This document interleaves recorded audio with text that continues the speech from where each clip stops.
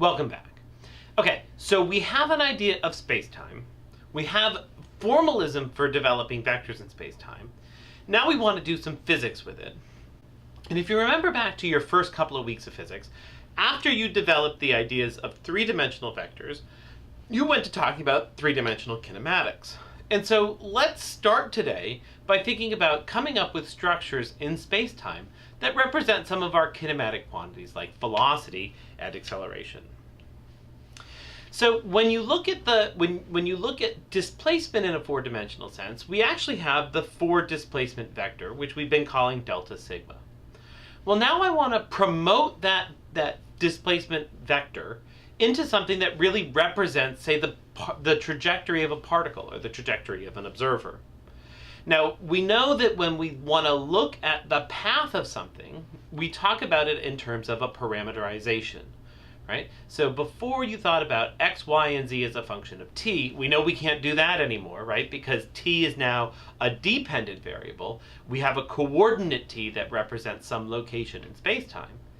So we have to take all four of those quantities, t, x, y, and z, which are the four components of the displacement, and we have to promote them to this idea of a path through space and time, right? And of course, if I think about my space-time diagram, where I have an x and a ct, I'm talking about some path through that space-time diagram, and that path then represents a locus of points.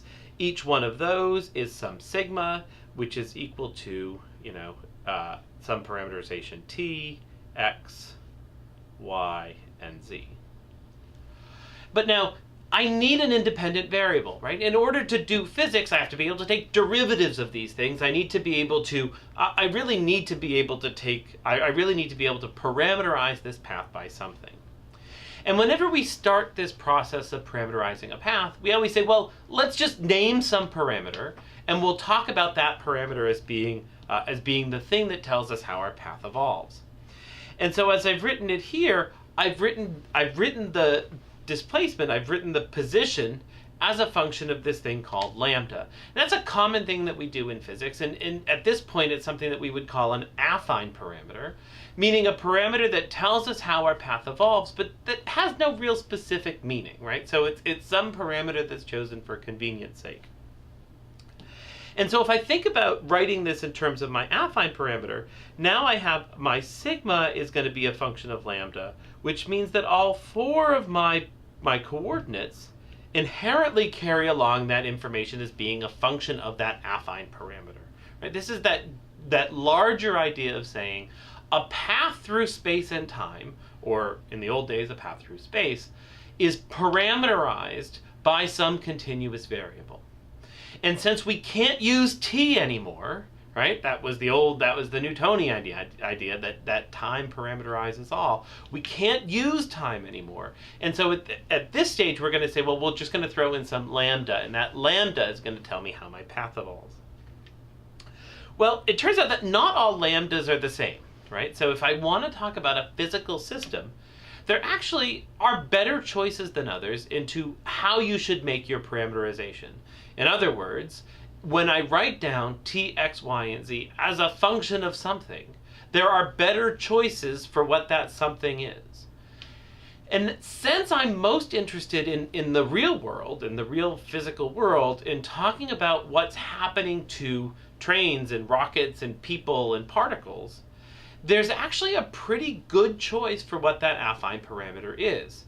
Because after all, most of these objects carry with them some idea of their own coordinate system, and therefore all of these objects have some idea, most of these objects have some idea of what it means to have a proper time.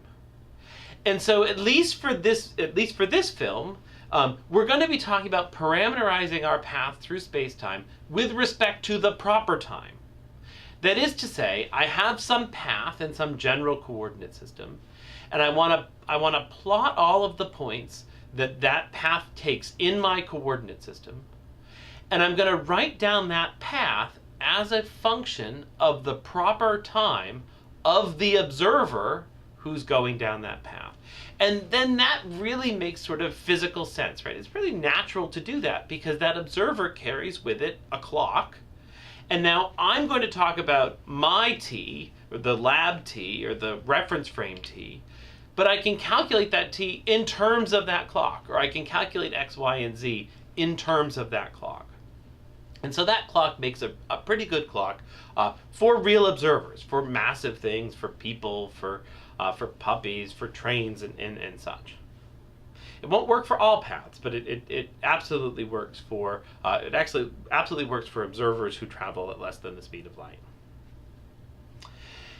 And if you remember from a couple films ago, I have a relationship that tells me always the difference in how my clock, that is the clock of the reference frame, the clock of the parameterization, the t that I'm using to write down the displacement, how does that clock change with respect to the proper clock? Well, that relationship is just given by the time dilation formula. And I warned you how important that formula was going to be, right? That relationship between t and tau, the relationship between coordinate and proper, is the thing that's going to allow me to convert between my parameterization, right? How do I see this object moving through my coordinate system? And how does that object feel like it's moving through its coordinate system? And of course, that object isn't moving through space in its coordinate system. And that's why it has this really good proper time clock. Now I can define a 4 velocity, right? So I have a 4 displacement, I have a parameterization sigma. I want to talk about the 4 velocity, so I'm going to have to take the derivative with respect to some continuous independent parameter. And so I'm going to take the derivative of sigma with respect to tau, right? D sigma d tau is the definition of the 4 velocity. And so I can write that as d by d tau of ct colon x, so that I explicitly show that I'm taking the derivative of all of the different components of this vector. And you can see when I do that, I'm going to distribute that d by d tau in, and I end up looking for things that look like, dt d tau and dx d tau, right? That derivative operator plops right in. And at first you say, well, how is the derivative of t with respect to tau? Well, that's the time dilation formula, right? The relationship between how t ticks and how tau ticks is exactly the relationship given by the time dilation formula.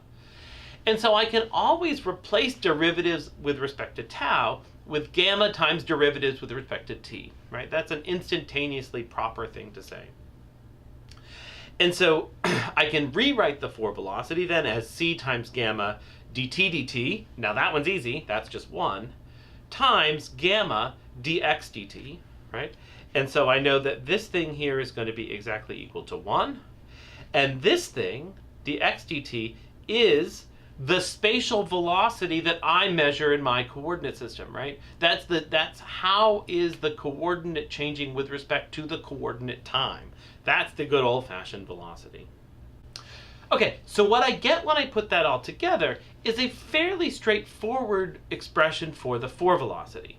I have the time component of the 4 velocity, which is c times gamma, and I have the spatial component of the 4 velocity, which is gamma times v. And I want to reemphasize that the spatial component of the 4 velocity is not the spatial velocity, right? The second component here is gamma times v. And so the spatial velocity is not the same thing as the spatial components of the 4 velocity.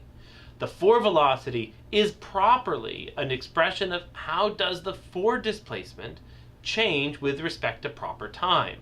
And that includes a factor that tells me about how those two clocks are different.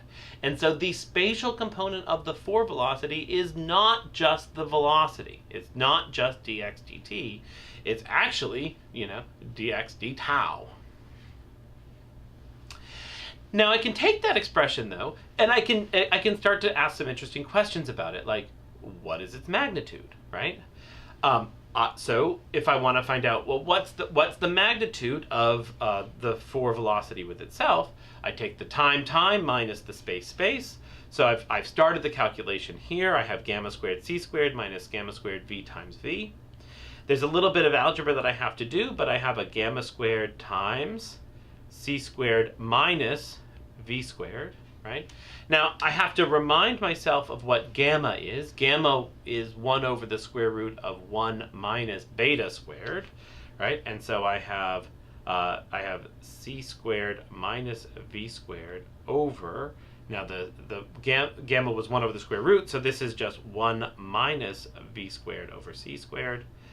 Now, the top and the bottom look an awful lot alike, except there's this extra factor of c squared in the top, and then the two cancel, and I'm left with something that's equal to c squared. This is a remarkable effect, right? This is a result that we should remember, that the magnitude of your 4 velocity is a constant. That is your speed through space-time. The magnitude of a velocity is a speed. The magnitude of your 4 velocity, the force speed through space-time, is constant. Not zero, but constant. Therefore, you are always traveling through space-time. There's nothing you can do to stop traveling through space-time. The magnitude of your 4 velocity is not zero. If you're at rest in space, you are not at rest in space-time. Right? You know this because you keep getting older. Trust me on that one, right? If we really take this seriously, what we're saying is that your 4 velocity, how you travel through space and time, is given by some constant. And that constant is an interplay between how quickly are you traveling through time and how quickly are you traveling through space. Okay? And if you don't find that awesome, then you're made of stone, right? Because this formalism really tells us not only that we can't stop our progression through time, right? This is that great question of why we always age, right? It comes down to the magnitude of the 4 velocity being constant. But it also tells us that the relationship between how we travel through time is tied to how we travel through space. And we kind of like to visualize this, because we're physicists, right? If I think about that relationship, it's not that the faster you travel through time, the slower you travel through space, because a constant length is given by the subtraction between these two things. So the faster I move through time, the faster I move through space, actually, the faster that I move through time, right? So let me look at this mathematically. I have the time squared minus the space squared is equal to a constant squared. That really defines a hyperbola. I'm going to draw that in black here, okay? And I know that the at rest part would be here, right? And so this is where I have no spatial velocity, and ut is equal to c. And then if I start traveling faster through space, I end up with both a ut component that's larger and a ux component that's larger. Okay, and I got to be real precise about this, because what I'm saying is that in this coordinate system, I'm traveling faster through space and I'm traveling faster through t, right? This doesn't necessarily mean that I'm traveling faster through tau, right? Because these components, ut and ux, represent how quickly are x and t changing with respect to tau. Okay. What about for acceleration, right? Well, I'm going to use the same logic, and I'm going to say that the for acceleration then is the derivative of the for velocity with respect to proper time, or the second derivative with respect to proper time of the for displacement. And now, this object is a little bit more interesting. As soon as I start talking about accelerations, I have to grapple with the fact that I don't have constant inertial reference frames anymore, right? And so there's a little bit less that I can do with the acceleration than I could have done with the for velocity, because I have to talk about the for acceleration only at an instant in time, right? As soon as that instant in time is passed, then I'm leaving one inertial reference frame and entering another. But there is a little bit of a trick for me to get some intuition as to what the for acceleration means. So let's start with what we knew about the for velocity, right? Which is that the for velocity dotted with itself is a constant. Therefore, the time derivative of the for dot product of the for velocity with itself is 0, which means that the dot product of the for velocity with the for acceleration is also 0, which means that the for acceleration is always perpendicular to the for velocity, right? And now this seems a little bit weird because in space, we were dealing with the fact that we could have an acceleration and a velocity that had any relationship to each other. If they were parallel, something was speeding up. If they were anti-parallel, something was slowing down. But here we're saying that your relationship of traveling through space and time is actually perpendicular to how you're accelerating through space and time, right? Because we have this extra dimension. But the way that it makes sense to me is if I think about now an object at rest, even instantaneously, its forward velocity is just c:0, right? It's traveling through time with forward velocity, a time component equal to c, and it's not traveling through space. Well, then what vector is perpendicular to that? Well, the easiest one to write down is one that has 0 time component and only a spatial component. And now I get back to this idea of, okay, I'm at rest, but I have some acceleration. Well, that's this u and this alpha, right? That my acceleration is purely spatial, and my forward velocity is purely temporal. And in that limit, then this a that I've written down here is my good old-fashioned acceleration. Right? So if I go to the reference frame where the particle is at rest and it has some acceleration a, then this is going to be the forward velocity and the forward acceleration. But that has to be true in any reference frame. So if I take a forward dot product with itself, I get minus a squared as the magnitude. That would be where this a is the good old-fashioned acceleration. That has to be true in any coordinate system, and therefore the thing that I want to measure when I talk about the forward acceleration is really its magnitude. It should be negative, right? And if it's negative, then I can find out what the good old-fashioned acceleration is by doing this comparison, right? So alpha star alpha is equal to minus a squared, where a squared is the square of the good old-fashioned acceleration, or, in better terms, the acceleration in the momentarily co-moving reference frame of the particle. Right? So that's what acceleration means to us. It perhaps isn't as flashy as forward velocity, but it does tell me that I can extract what it means to, say, have a constant acceleration by thinking about what that acceleration would be in every point along its path. Okay, so here are your take-home messages. I have a forward velocity. That forward velocity is the derivative with respect to tau of the forward displacement, and I have a forward acceleration, which is the derivative of the forward velocity with respect to tau. Keep in mind that the spatial part of the forward velocity is not the spatial velocity, right? Because those two things have derivatives with different types of time. However, the magnitude of the forward velocity is a constant. You can never stop yourself from aging. And the forward dot product of the acceleration with itself gives us the old-fashioned acceleration, at least in the momentarily co-moving reference frame.